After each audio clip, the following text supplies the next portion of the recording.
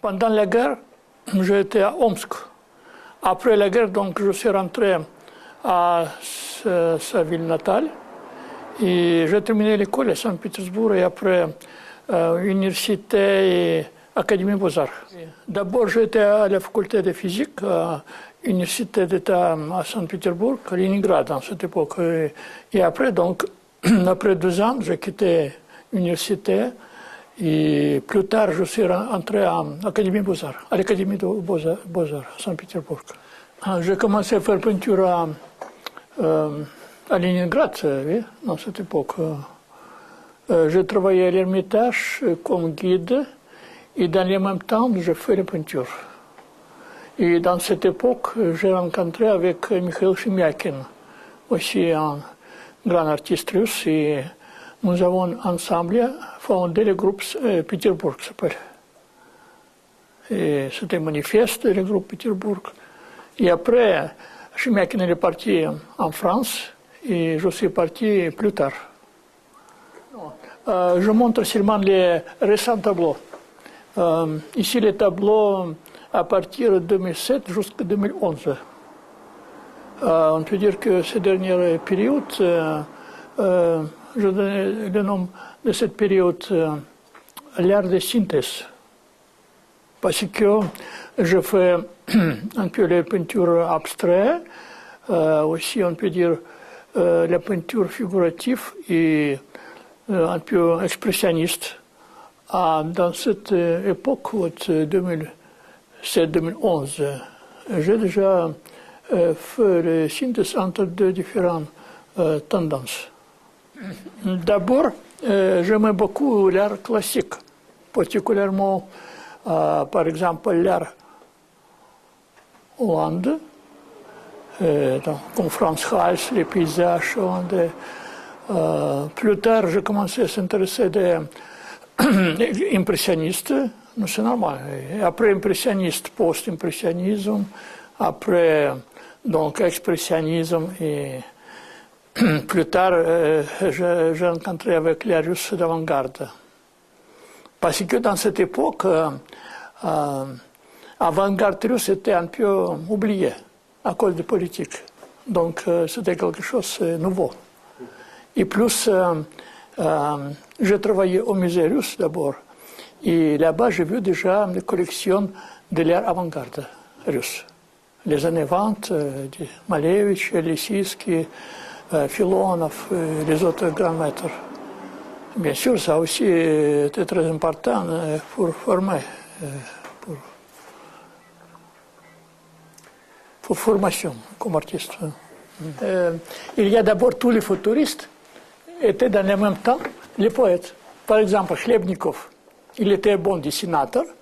L'autre, Khrushchev, il était aussi aquarelliste.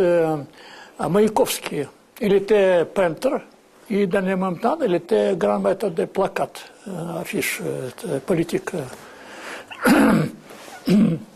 Donc, on peut dire que poésie et dans le même temps peinture, un peu tradition russe.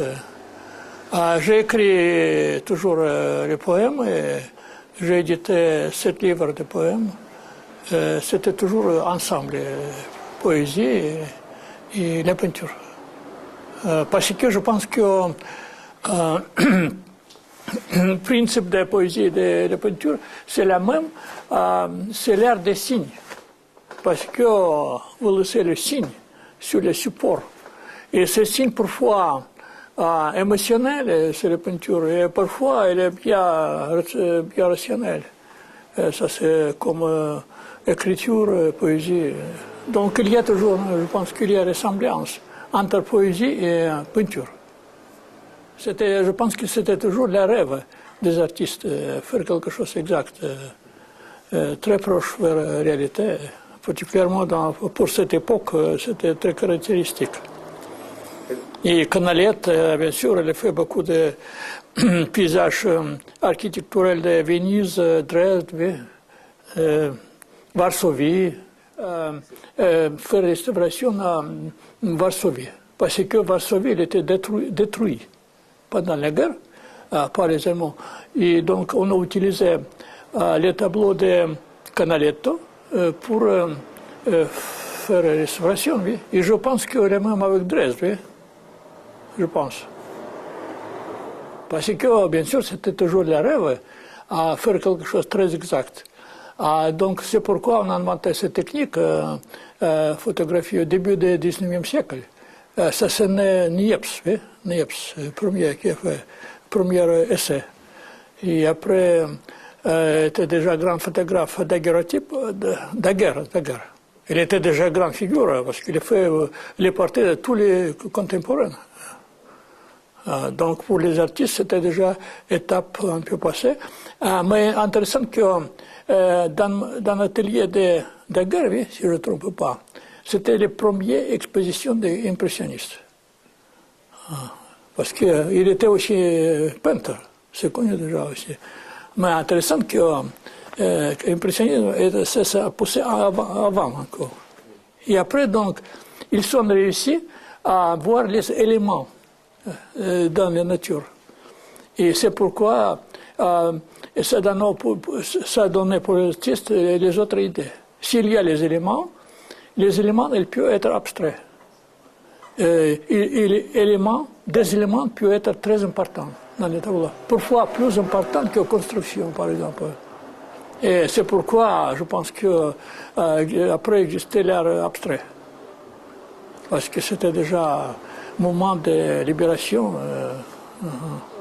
Pour les musiciens, c'est quelque chose d'ordinaire.